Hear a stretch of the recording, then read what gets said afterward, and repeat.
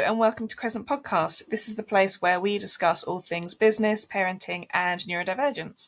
I'm your host, Lucy Jessie, and I run Crescent Digital Marketing, where I work with neurodivergent-led businesses to create authentic, engaging, and accessible online content. Things like social media content, websites, newsletters, blog posts. So big shout out to our fabulous sponsor, local business Purple Frog Signs. They're based in Gillingham and they can help out with any of your professional signage needs, from design right through to printing and delivery. And if you want to find out more, go and check out their website, purplefrogsigns.com, or give them a follow on Instagram or LinkedIn. So today I'm joined by the lovely Bridgett from Beyond the Label, which is a training company focusing on helping businesses and individuals training them how to be inclusive in the workplace. So welcome to the podcast, Bridgett. How are you? I'm really well, thank you. So before we find out a bit more about Beyond the Label, which is mainly what we're going to talk about today, can you tell us about your background? Because you've had quite an interesting career in engineering, haven't you? I have, yes. So I'm an apprentice electrical engineer, electrical electronic, 5 years in aviation. So I started my apprenticeship working on the Tornado fighter jet. So a little bit different. Wow. But I've always worked in engineering for about 35 years, and then more recently come over to the neurodiverse side of things.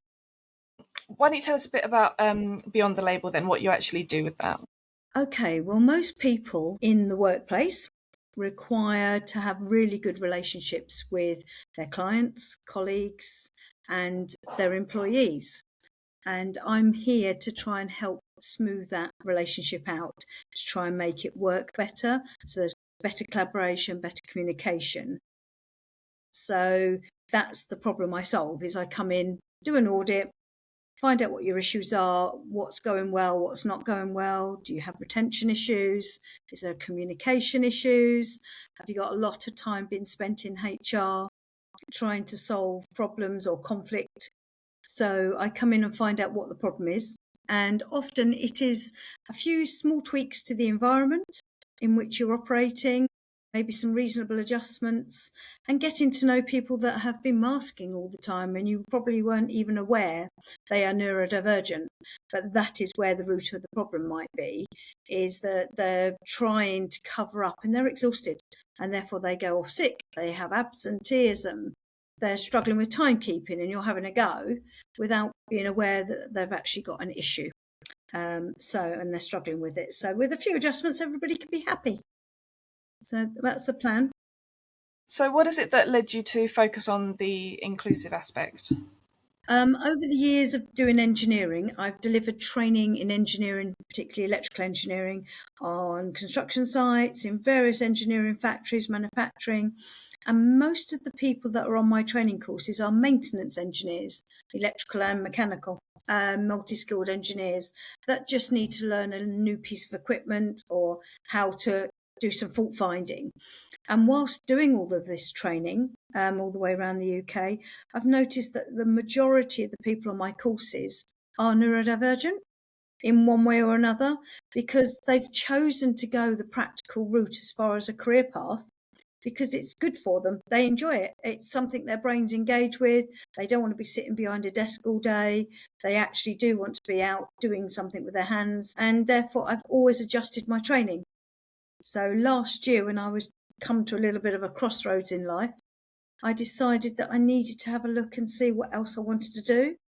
And I became a neurodiverse coach and an ADHD coach, learned a lot more about the subject, and then realised that actually I've been supporting them all along. Also, in my last workplace, I came across quite a few people with neurodiversity, and the workplace were not particularly accepting.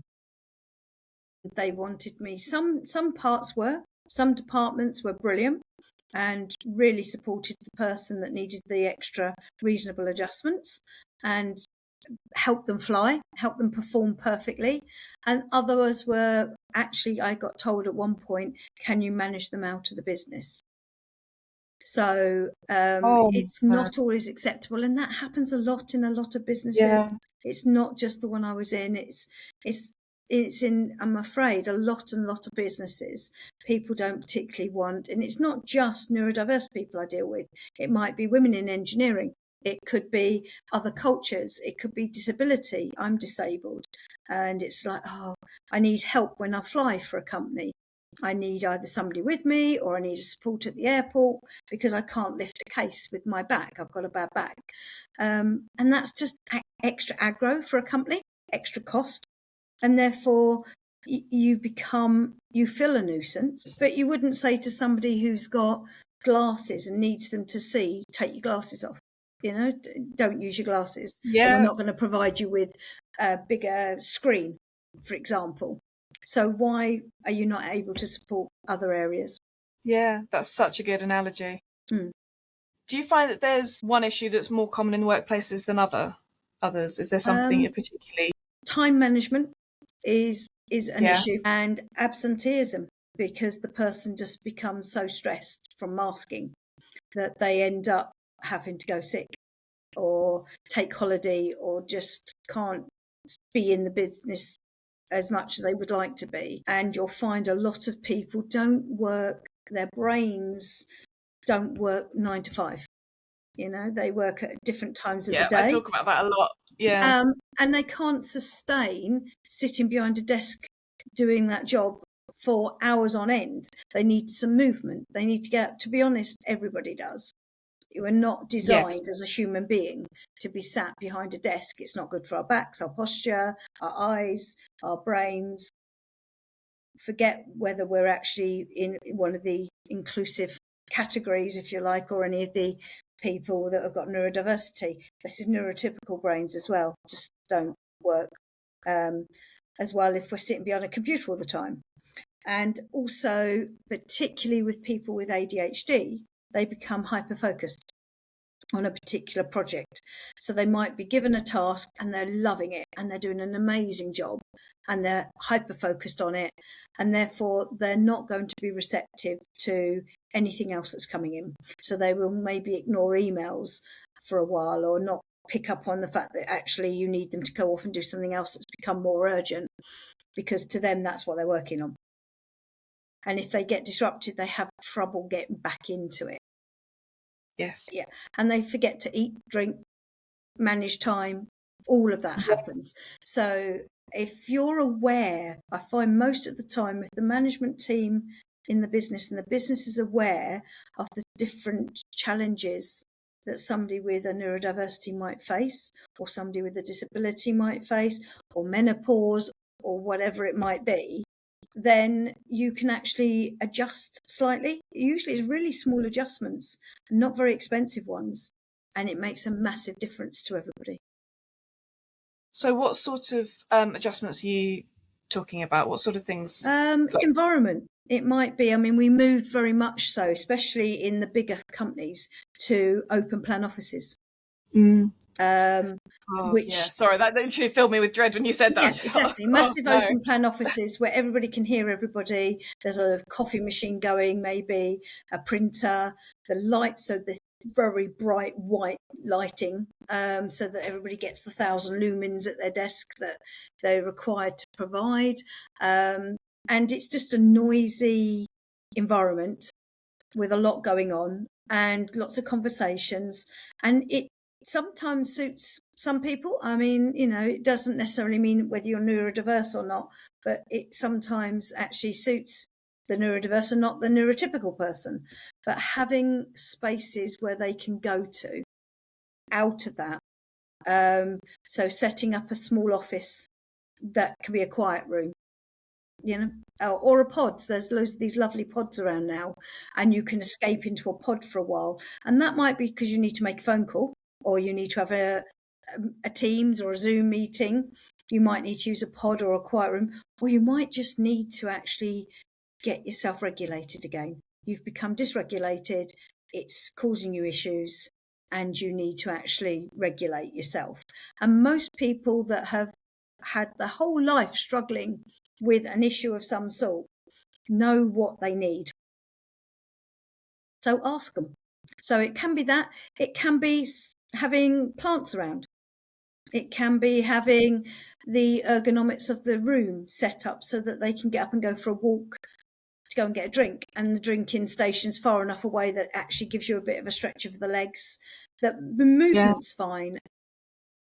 Accepting the fact people might want to sit on like big balls rather than in a chair, or have a standing desk, fidget toys, weighted blankets, or weighted something on their legs.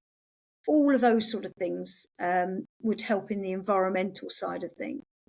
Having soft furnishings, having something that just makes the place feel a bit more comfortable. Do you know the great big the blow up exercise balls? Yeah. They're quite good to sit on. And when you do have a standing desk, you often have a balance board because it's better for your posture, which you have to try and keep balance. And it's just that tiny movement, but it actually keeps you moving, which I had never thought of that. Yeah, but actually, I really like that idea. Yeah, movement makes a massive difference to the brain. Yeah. I always say, if the body moves, the brain grooves. So yeah. I like that. So I have lots of silly sayings like that. So yeah. I think things like that are brilliant, and they stick in people's minds. They do. Yeah, and it's trying to sort of, you don't want to be the one that stands out like a massive great big flag on your head saying, here I am, I'm different, everybody can see me in the office because I'm standing in the middle of the room on my exercise ball and I'm doing things differently. It needs to become accepted, and it's the acceptance. Yes. So you can't have acceptance unless you've got awareness. So by giving people awareness and education, then you find acceptance often follows. Do you think that it's still a bit of a box ticking exercise for businesses to do this, or do you think it's progressed on from that? No, I think we're on what I would call a neurodiversity movement as far as ADHD, autism and neurodiversity. Just like years ago, if a same-sex couple came into the room or held hands, everybody would stare and look and frown and have an opinion. And same as women in engineering, I was the only female apprentice. Yeah, quite. And I used to turn up and it'll be, oh my gosh, we haven't even got a female toilet. There really was that. Even at school, when I did my education, I was expected to go and do needlework, cookery, French, and I wanted to do physics, chemistry and RD. And it was like, no, you can't. I had to actually do it as an evening class to get the qualifications I needed because I knew I wanted to be an engineer at a young age. Because you weren't allowed to in the normal standard schools. It wasn't expected. So I've been the odd one out, a bit of a maverick for a long time, fighting my corner and doing women in engineering talks and pushing that movement when we were moving forward. And now very few people think twice about seeing a civil engineer on a construction site, in high vis that's a female. Yeah. Yeah. Although I don't think it's still not at the same rate as men, though. No, it's nowhere near. And I don't think it will be because of the type of the job. And unfortunately, in society, the females are still doing the majority of the care role, whether that's care of children, care of parents, care of the home. And therefore, we don't have the flexibility with our time that's needed in some of these industries. If something goes wrong on a construction site and you're in the middle of something, you can't go and do the school run. You need to stay, even if you were supposed to finish at 3. You need to stay and see that through, especially if you're management. You need to stay and supervise. You're in something and you go home late. And that's accepted if you're a man on the site. It's good. I have had quite a few experiences more recently in the last few years where men have said, I need to go too. They are the main carers and the women are the ones who are doing the work. So it's becoming a little bit more acceptable. And I think, again, this neurodiversity, having ADHD and being in the workplace will be acceptable too. So we've still got a little way to go. Yeah. Long way to go, and certain jobs tend to lend themselves to it. Anything with graphic design, creative jobs in offices, etc., really do play to the strengths of somebody with a neurodiverse brain. So you're going to get more people there in certain environments than you will do, as I said, on something like a construction site, where it's very logical and think through. And I'm being very naughty here because, not everybody, one size does not fit all. And that's, but you've clarified that by just saying that. And it's a generalization, but it is, and it's getting people to use the right language as well. They're not deficient, they're not disabled, they've not got mental health issues, they've got, it's nothing like that. They're not defective. They have just had a brain that has developed from birth to be different. It's got different wiring. That's it. It's just that's what I always say. It's just wired differently. 2 different operating systems, iPhones, Androids, however you want to look at it. Yeah. And it's just they do exactly the same thing, just in a different way. Yeah. But I think you're right. There's still a lot of myth and stereotype around neurodiversity, especially in the workplace. Is there a particular misconception that's quite damaging that you hear a lot, or that you have to? Yeah, I've been busy this morning in a room with 12 young people who are of working age, just finishing college schools, in a company called BMIX that actually supports autistic and people with learning issues and neurodiverse going into the workplace. They actively support and look after them, give them mentors and give them training and get them ready for the workplace. So this morning I was doing some of that training for them as a speaker, coming in, just helping these young people. But all of them, the first barrier we have is their self-belief.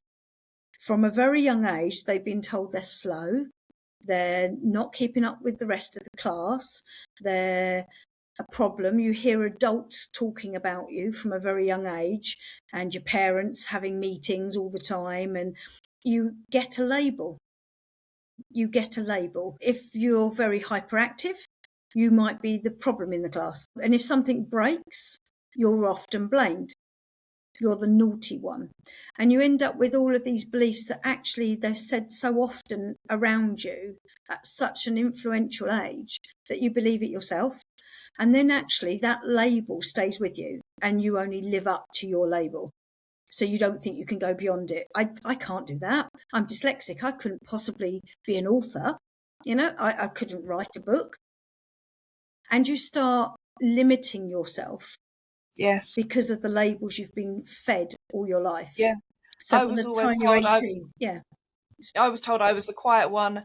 I was shy. If I didn't talk, it was fine. So I ultimately, I ended up fulfilling that. And I never thought that I could do something like this, or do talks, or be a speaker. And that's now where I'm going. And it's crazy. And obviously I was only diagnosed a couple of years ago, so quite later in life. So I find it interesting, the journeys people go on, and when they're diagnosed, and when they start to get that idea of self and who they actually are. And it's not necessarily, as you say, what they've been fed. I had 4 helpers in the room who all have experience with neurodiversity of some sort, or learning issues. Some of them have children that are struggling, some have husbands or partners, or maybe themselves. And I spoke to one lady that helped me out to the car with all the stuff I take, because I do a lot of activities with these young people. And she helped me out to the car, and she's got 2 children who have, one's got a diagnosis, one's due to be diagnosed, but still quite little. And her husband's recently been diagnosed. And she said, at first, when you get that diagnosis, when you're in older age, you're so excited because it answers so many questions, because you start being able to research, see that you weren't stupid, that actually others, and you feel part of a group, you feel part of, and you belong somewhere. Yeah, massive sense of belonging, 100%. And it really helps. So I'm not saying all labels are really bad, because it does help you understand where you, but then after that, you tend to find you hit a low, because the reality hits in then that actually there's sod all I can do about this. Well, that's it. It doesn't change anything, and yet it changes everything. Nothing happens. I mean, I know with ADHD there is medication you can take which can help, but regarding autism, there's nothing there that can change anything. Which actually I don't want to change. I'm happy being me, and actually I'm now at my happiest because I have that understanding. But it still doesn't change anything. So it's I can understand why some people don't see the point in it, but for me, it helped me realize who I was.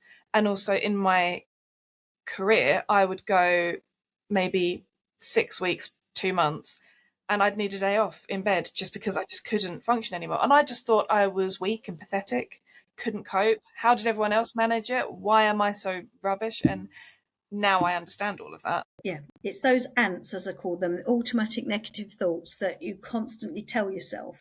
And as only 5% of your brain is that conscious side, 95% is the unconscious.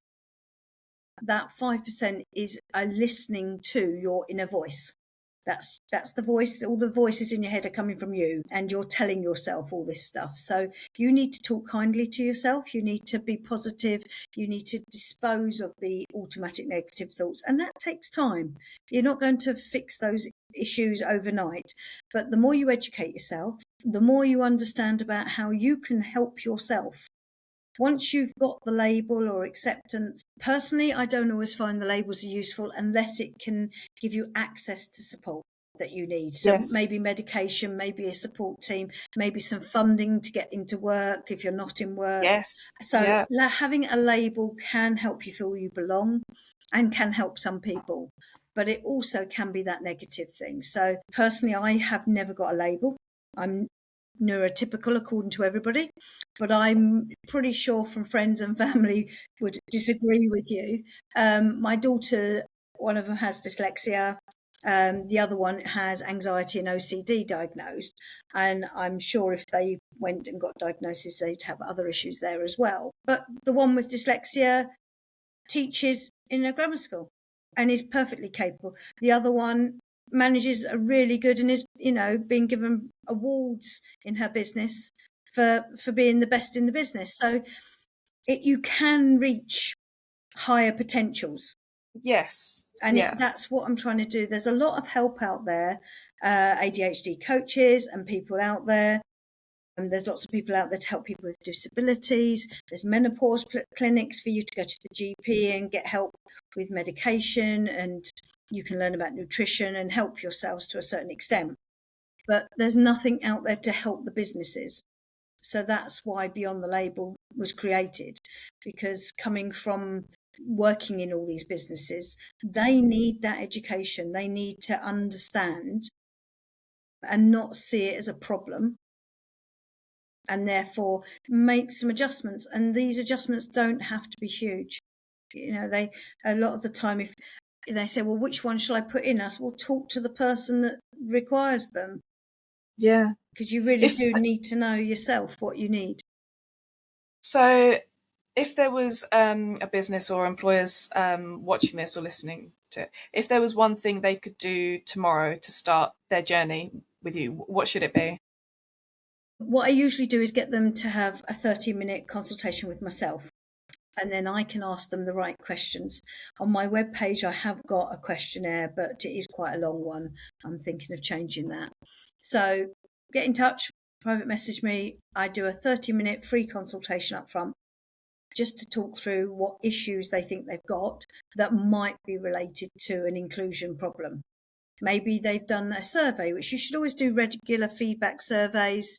You should always ask your staff regularly, anonymously, maybe dropping in notes into a box in the canteen or whatever, so that they don't feel like it's going to come back. Or use something like iTrust for one. I was just going to say iTrust, little plug for me. iTrust would come in and give you the feedback system that is anonymous, but also you get the results you need if you ask the right questions. And it's asking those questions and then going through that list. And then you talk to somebody like myself, and then I can sit down with you and say, right, okay, this is costing you money because you're having to pay how much in the last 6 months sick pay, absence issues. Maybe you've had to call in occupational health for somebody. Maybe you're having issues with they've missed not telling a client something, or there's been problems and other staff have had to pick up where they've suddenly gone off sick. And maybe the communication and collaboration in your team is struggling because communication is starting to fail. And people are thinking, oh gosh, I'm always doing her extra work for her. She's always going off early. How come she gets to come in late or go early or whatever the case may be? Because they don't understand. So by talking to me and telling me what the problems are, I then usually come up with a strategy. to put into place. Now, that might be me coming in or them videoing their actual workplace so I can look at the environment. Yeah. It could be me coming in and doing something like a TNA, training needs analysis, where I talk to each individual in the whole workplace. It takes me a little while, and we agree beforehand what the question's going to be. So feedback, like Nick provides in I Trust, but actually face to face. And I can spot things and ask further questions and delve a bit deeper with an individual and find out where their issues are, what they're not happy about, what's making. It's often the silly little things, like the arguments at home, like somebody hasn't put the toilet seat down, or whatever it might be. Something little is causing it grates, and you get lots of these. It creates ripples, doesn't it? Yeah, it does, and all these little bits add up. So once they've spoken to me and I've come in and done an audit, then we can sit down, and I've got one at the moment where I'm doing an individual learning plan for somebody. Because, let's do a development plan. Let's work out what that person can do to own their own diagnosis and work on themselves, but with the support, with the knowledge that they're not going to get fired tomorrow if they have a bit of an issue. They can go and talk. And it's opening communication. It's opening communication channels is the biggest thing they could do tomorrow, is talk to their staff, talk to employees, talk to the person they've got a suspicion on in a friendly, calm way without throwing accusations or, and if you're not sure how to do that, call myself or somebody professional in to do that mediation, to sit down and do that talk. Because there's always difficult conversations to be had in business, and that's something that you need to do, and you need to learn. If you're a manager, you need to learn how to have those difficult conversations, and this is just one of those. But once you've had that conversation, the air will clear.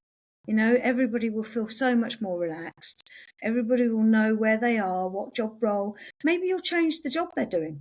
You might end up saying, actually, if you've got all of those skills I wasn't aware you had, and we're struggling with you doing this and I can't really adjust anything.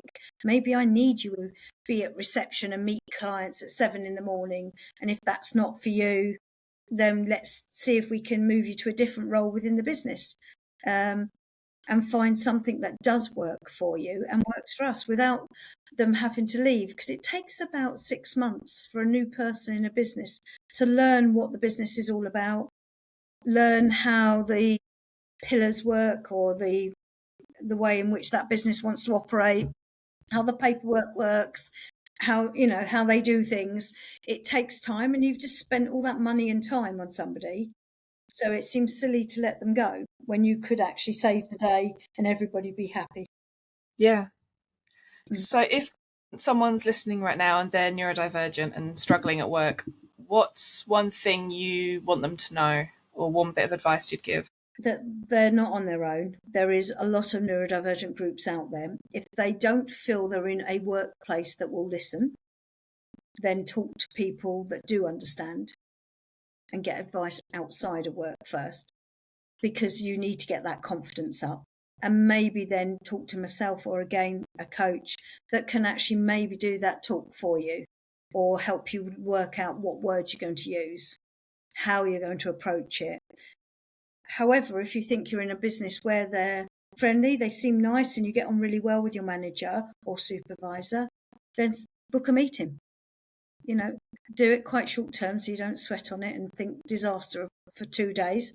Ask them if there's any chance they can meet you in the next hour or so for 10 minutes, or email them if it's easier to write it up, or do a voicemail, record it 6 times, go over it, delete it, get it so it says what you want it to say. Yes. And then send it. So you can edit that as many times as you like, just like you would an email or a written message. And then when you think it sounds right and it's saying what you want it to say, send it. And hopefully the managers will be responsive and come back to you. And maybe in the message, give them a deadline. Could you let me know by tomorrow or by the end of the week? Make it realistic and measurable, because then you've got a way of going back at the end of the week if they haven't come back to you. And it might be there's so much going on that you're not aware of, that is such a low priority for them. But you can then go back at the end of the week when they haven't responded and say, I'm sorry, I know you might be busy, but however, this is important to me. Yeah. Yeah. Yes. And Yeah. and don't feel bad about it. You know, we wouldn't expect people. I'm 5 foot, only just. So if I was expected to do a job which required me to be up a bit higher, I wouldn't think twice of going to the manager and saying, "Can I have some stairs?"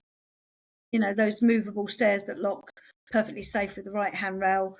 Or if you were working and you needed PPE, you Yes. wouldn't think twice to say, "I've run out of gloves. Can you send me some more?" So why, if you need some support, do we have an issue with going and asking for it? So if you could go back in time and give your younger self one piece of advice, what do you think you'd say? It's got to be about belief and belief in yourself. Don't keep knocking yourself. I was after perfection and it doesn't exist. Yeah. Practice makes progress and not perfection. So no, I've always tried to believe in myself a bit more, and I didn't, because you hear all those voices in your head telling you you're not good enough, that maybe you shouldn't do this, you shouldn't do that. And so I would go back and say, you know what, follow your dreams, go for it, and you are right, you know, and don't be told otherwise, and keep trying, you know. Don't actually doubt yourself, you know, keep being strong. That's really good. What would you say? Oh, one other person asked me this. I can't remember what I said last time. I think it changes. Yeah, it does change as life changes, Yeah. doesn't it? I think yeah, I agree with you a lot. I agree with you a lot about the self-belief and not doubting yourself, because I did that for a long time because I didn't understand myself. And I'm approaching 40 this year, and I finally feel like I'm comfortable in my own skin, and it's taken a long time to get there. But yeah, I wish I'd had more faith in myself Yeah, yeah. when I was younger. But And I do think that is something that comes with age, and that's why you find you get older women, particularly when we get past menopause, and the body changes, and there's nothing you can do about it, and life changes, and by then you've accepted yourself, warts and all, and yes, you care less about what people think. Whereas when you're a young person, you really care about your image. You're still trying to work out who you are. So yeah, you're worried about labels. You're worried what people think. You're worried about everything when you're younger, and it's just the natural progression. It's how it's meant to be. yeah, But it's worry less, really, and don't focus on the things you can't change. You know, yes, just worry about the bits you can do something about. So, you know, if you've got a particular type of, I mean, I've always wanted curly hair and mine straight. You know, you can't change certain things. I can curl it; it's a pain. And then there's people with really curly hair wanting to straighten it all the time. So, that's it. Yeah, a bit of the grass is greener. yeah, yeah, I do wonder how different my life would be if I'd been diagnosed younger. But I still, ultimately, I would have probably, I'd like to think I'd have still ended up here, but I would have been much happier just understanding myself and why certain jobs didn't suit me. Working with certain people was actually not the best idea, with the beauty of hindsight. But yeah, just having that understanding, I think, is everything. I think so.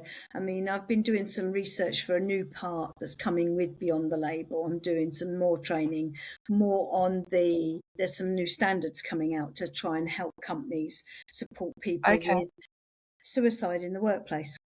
Okay. Wow. Which is a big new, well, not a new subject. It's been there for years. We lost in 2023. The statistics are there was 7,055 people died at work through suicide,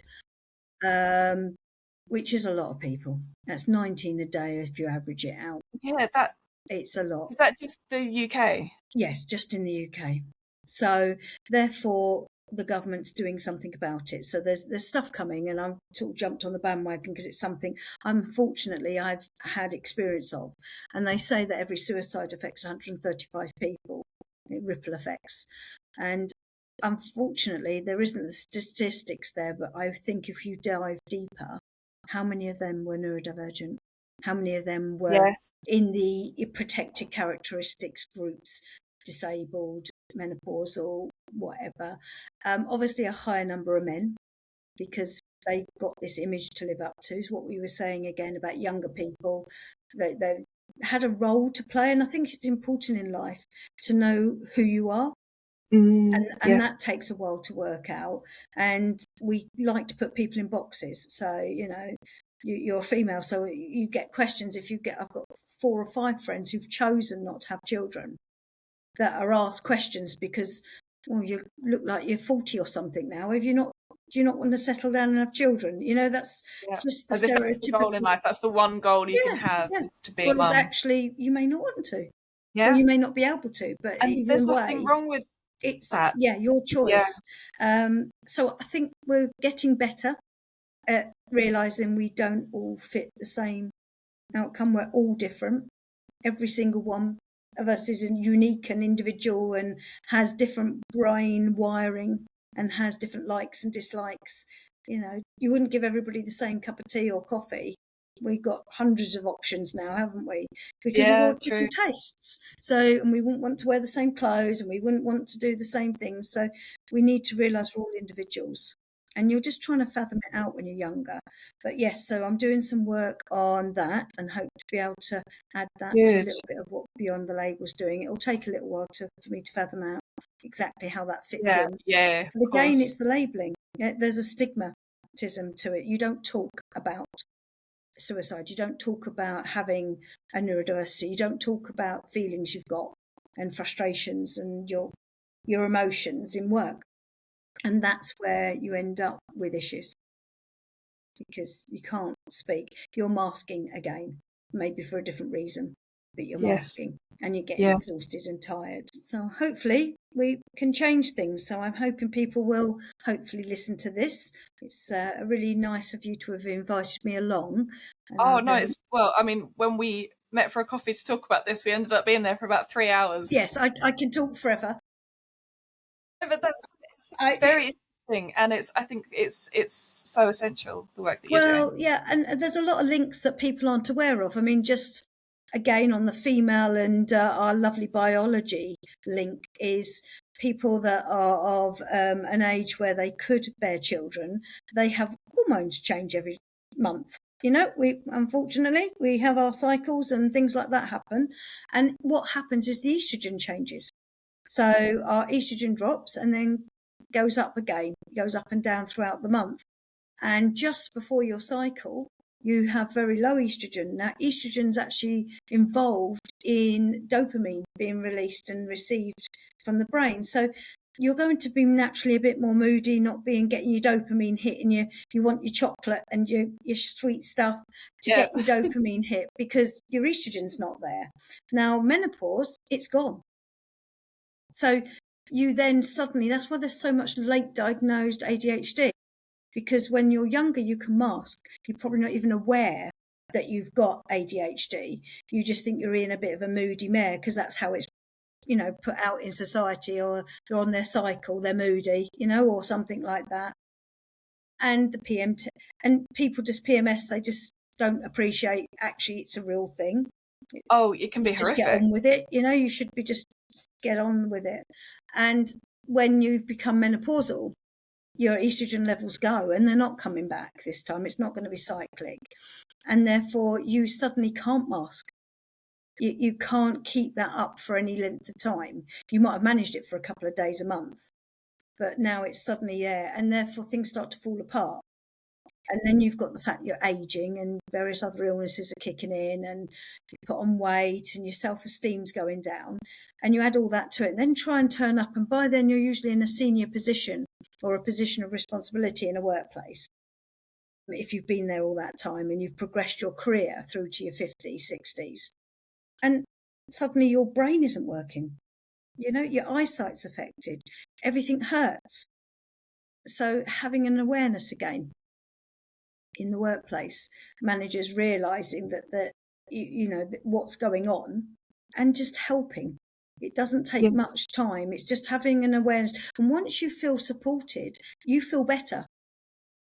Yes. So actually, you're not out of work workplace. It more. makes such Yeah. a difference. And if you think your boss really understands you, you're going to, maybe you're having trouble the first hour in the morning, so you come in late, but you'll do that extra hour during the day. You will make it up. Whereas if you don't feel supported, you just won't bother. So yeah, it pays to communicate, pays to open channels, and get an awareness, get an understanding. Yeah, I think that's why the work you're doing is so important.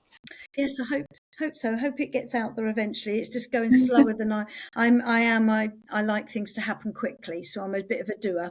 So I've been a bit disappointed that I started this last July and I'm only tickling through a few contracts now, which they're coming, and networking really does work. I met you through networking, and networking and communicating and doing podcasts makes a massive difference because people aren't aware of you. Well, that's it. It's partly raising awareness of you and what you're doing and beyond the label, but it's also raising awareness generally around the subject. Yeah. And starting conversations. That's what it's all about. It is. Yeah, it is. Lovely. So thank you for inviting me. Well, thank you so much for coming on.